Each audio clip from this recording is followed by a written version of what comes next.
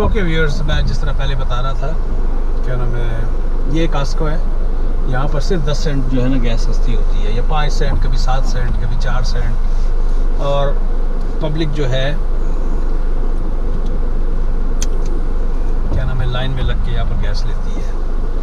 हालांकि आजकल गैस सस्ती, मुझे नहीं पता क्या रेगुलर रेट चल रहा है। तो ये कास्को है। कास्को वाला भी, जिस तरह मैंने पहले बताया था, कास्को वालों का पार्किंग लॉट है। अच्छे से कोई गाड़ी ना मार दे मुझे। इतनी गाड़ियाँ आ रही हैं, ये सारे गैस स्टेशन के।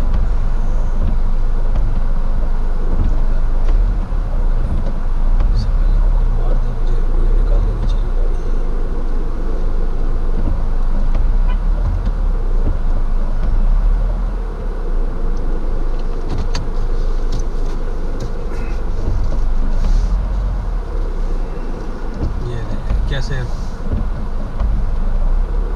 रश लगा हुआ है। ये है कैनेडियन लाइफ। अमेरिका में मैंने कभी ऐसा गैस के ऊपर इतना प्रेशर नहीं देखा कभी। यहाँ $100,000 की भी जॉब अगर कर रहा होगा और $10 अगर गैस के टैंक भरवाने में $5 का फ़र्क पड़ेगा, तो वो आधा घंटा लाइन में लग जाएगा। वो मुझे समझ में नहीं आता है कि इसके पीछे क्या बोली है। भाई तेरा टाइम तो ज़्यादा इम्पोर्टेंट है। Staying in a line like this for half an hour और जस्ट टू सेव $5।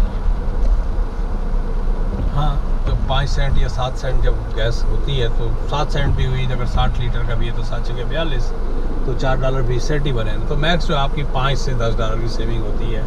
लेकिन उसके बावजूद यहाँ अगर कभी इन्होंने, क्योंकि लास्ट टाइम जब मैंने एक दफ़ा भरवाई थी तो दिन के 10 बजे का टाइम था, तो 10 सेंट का फ़र्क था, तो तकरीबन $6 का फ़र्क पड़ा। लेकिन कोई लाइन नहीं थी इस वक्त। तो अब ये वो लोग हैं जो यहाँ का रवाज है, घर जाने से पहले अगर टैंक क्वार्टर का है तो लोग जो है टैंक भरवा के फिर घर जाएंगे, फिलअप करेंगे और घर जाएंगे। ये एक कॉमन यहाँ पर एक ट्रेंड है सेंस में कि लोगों की ज़हनी प्रैक्टिस इसलिए बढ़ गई है कि विंटर के अंदर आप अपने टैंक को रात को फुल रखते हैं। अभी तो खैर वो विंटर नहीं आया है जिसमें फ्रीजिंग हो जाता है। तो होता क्या है कि जो गैस की लाइन होती है वो फ्रीज़ कर जाती है। उसके अंदर जो बबल्स होते हैं, पानी के कोई एक सर्टन मिकदार, आई डोंट नो, होती है या नहीं होती, तो वो यही कहते हैं जो उसके वेपर्स होते हैं वो फ्रीज़ कर जाते हैं, तो सुबह फिर स्टार्ट करने में दिक्कत होती है। लोगों ने वही आदत अपनी हर एक की ऐसी ही बनी हुई है।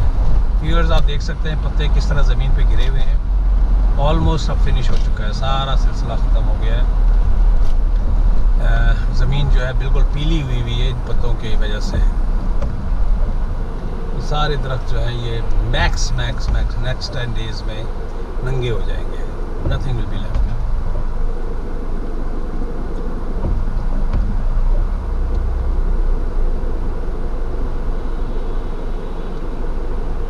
मेरे पास चॉइस नहीं है। मैं वो मैक्लागन लेके जा रहा हूँ। मैं यहाँ से, वो दूसरी मेन जो थी वो मेविस थी। मैं कास्को का ये गैस स्टेशन दिखाने के लिए मैं इस तरह से टर्न करके आया हूँ। तो मुझे पता है कि इस पर भी ट्रैफिक होगा आगे अच्छा खासा। अभी दरख्त ऑलमोस्ट जो सब पीले थे ये ख़त्म हो चुके हैं। इनके पत्ते भी या तो हवा से उड़ा गए हैं या सिटी वालों ने आके उठा लिए हैं। मोस्टली जो है ना,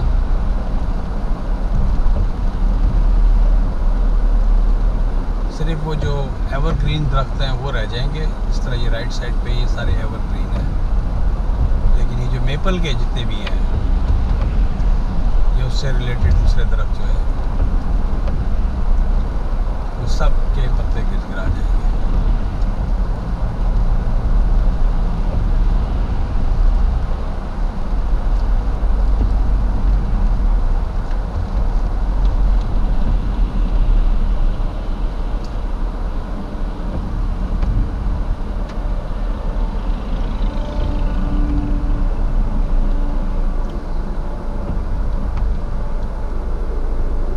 राइट साइड पे जो ट्रक खड़ा था, पता नहीं आप लोगों ने देखा कि नहीं देखा। इस घर के अंदर या तो टक क्लीनिंग हो रही है या फिर कारपेट क्लीनिंग हो रही है। तो इस तरह करके ट्रक बाहर लगा होता है, होस पाइप बाहर, और उससे जो है ना वो मोस्ट प्रॉब्ली इट्स टक क्लीनिंग।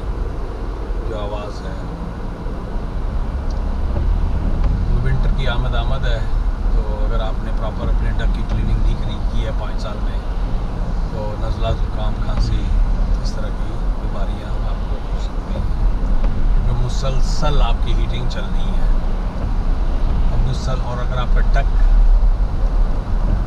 साफ़ नहीं है तो डस्ट जो है ना निकल रही है आपके उससे, तो रिकमेंडेड ये होती है कि एवरी ईयर नहीं तो 5 साल में एक दफ़ा तो मस्ट है आपको अपनी टक क्लीनिंग करानी चाहिए।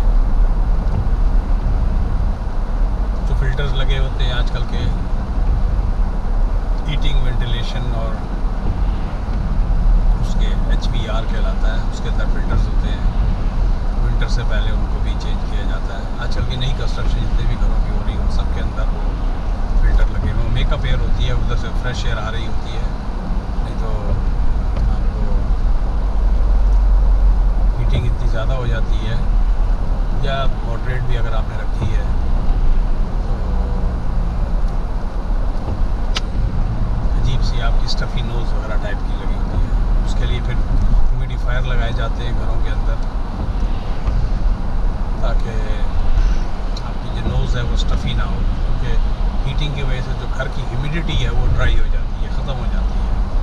तो ह्यूमिडिफायर और मोस्टली जो नए घर हैं उनमें और प्लस ये HRV का जो कॉन्सेप्ट है, जो फिल्टर्स होते हैं वो चेंज किए जाते हैं साल के साल। तो डिफरेंट लाइफस्टाइल है इन ठंडे इलाकों में, लेकिन टेक्नोलॉजीज़ ऐसी हो चुकी हैं अब कि नॉर्मल लाइफ होती है। There is no such thing कि भाई बर्फ़ पड़ गई है या सर्दी है तो लाइफ बिल्कुल जो है पैरालाइज हो गई है। There is no such thing. घरों से लेके गैराज से लेके गाड़ी, everything is heated, so it doesn't bother much unless it's extreme weather हो जाए, -15, -20, -45, -30, वो जो सेल्डम होता है -18 वगैरह भी पूरे साल में, अगर पूरे सीज़न में निकाला जाए तो इस तरह के 5-6 स्पेल ज़रूर आते हैं जिसमें एक प्लंज होता है वेदर, एक सर्टन लिमिट तक जाता है, उसके बाद फिर राइज होता है।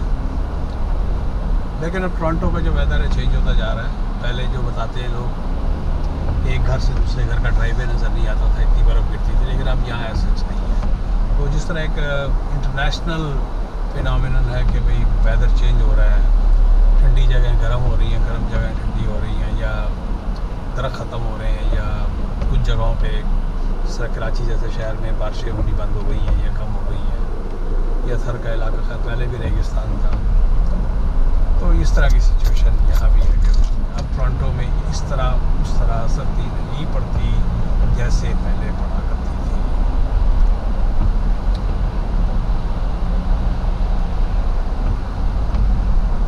तो anyhow, that's all so far.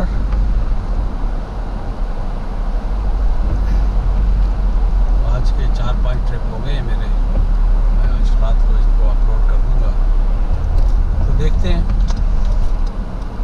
इसके ऊपर कितनी लाइक्स, कितने शेयर, कितनी सब्सक्रिप्शन मिलती है।